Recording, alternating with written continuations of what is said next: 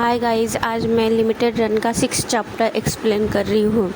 तो यंगू जो होता है वो सोया रहता है। सुबह होती है तो उसके चेहरे पे धूप आती है, तो अपने चेहरे पे हाथ रख के बोलता है, सी यंगू, तुम्हें दुनिया की कोई चिंता है या नहीं।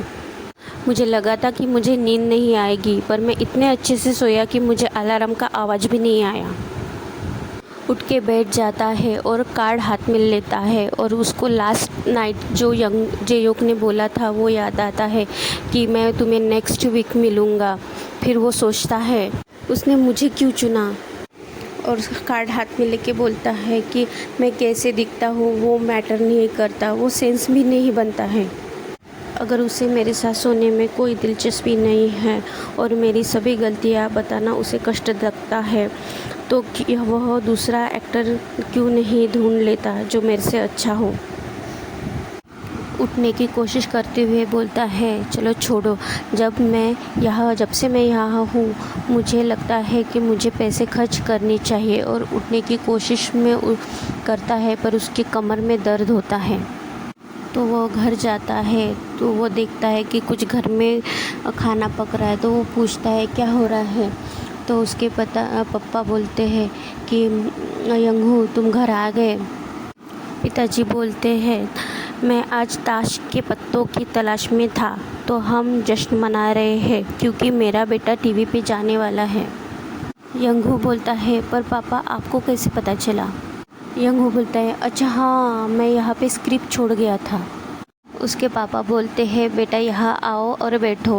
तो उसके हाथ में उसके भाई को एक बैग दिखती है, तो वो बोलता है, भैया ये क्या है। कुछ ब्रेड और स्नैक्स है, ये तुम बाद में लाना। सभी खाना खाने बैठ जाते हैं। उसके पापा उसको कुछ खाने के लिए देते हैं, तो वो स्माइल करता है और खाते हुए सोचता है, मुझे छोटी छोटी बातों को भूल जाना चाहिए। मुझे जितनी जल्दी हो सके कर्ज चुकाने की कोई चिंता करनी चाहिए। अगर मदद मिली तो डैड भी जुआ खेलना छोड़ देंगे। टेबल पे बैठे हुए बोलता है, मुझे लगा था कि तुमने स्पॉन्सर ढूंढ लिया है और तुम मेरे लिए 2 मिलियन वॉन लाओगे। क्या तुम्हारा स्पॉन्सर लोकल थ्रिफ्ट दुकान का मालिक है।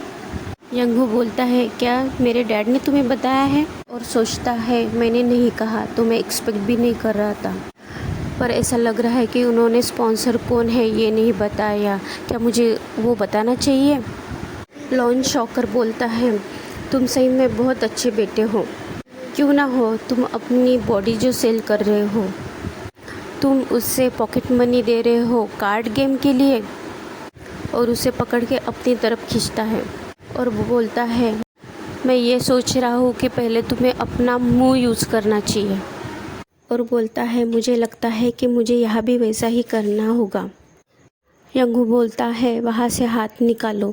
लोन शार्क उसको सोफे पे धक्का मारता है। उसके ऊपर आके बोलता है, मुझे दुख हो रहा है, तुम्हें मुझे थैंक्स बोलना चाहिए तुम्हारे टंग स्किल के लिए। लोन शाकर बोलता है, तुम्हें कुछ प्रैक्टिस करने का शिष्टाचार होना चाहिए अगर तुम्हें पैसे मिल रहे हैं तो।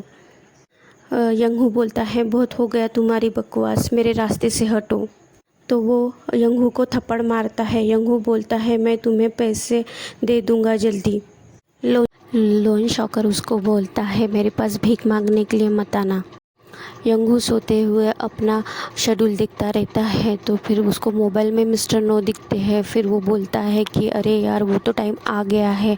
फिर वो लास्ट टाइम जेयोक ने जो बोला था कि तुम नेक्स्ट टाइम प्रिपरेशन करके आना, और मैं ऐसे ही किसी इंसान को किसी चीज़ के लिए फोर्स नहीं कर सकता जो पेन में चिल्लाए। फिर वो सर पे हाथ रख के बोलता है कि मैं काम की वजह से यह सब भूल गया था।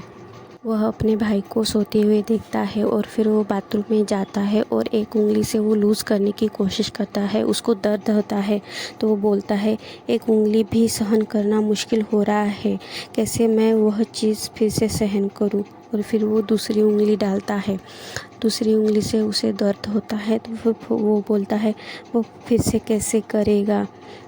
और इसे कैसे अच्छा माना जाए। और फिर वो दरवाज़े की आवाज़ आती है तो वो चौंक जाता है। वो बाथरूम से बाहर निकलता है। उसका भाई बाथरूम में जाता है और बोलता है कि तुम्हें इतनी देर क्यों लगी। वो अपने कंबल में जाके अंदर घुस जाता है और देखता रहता है।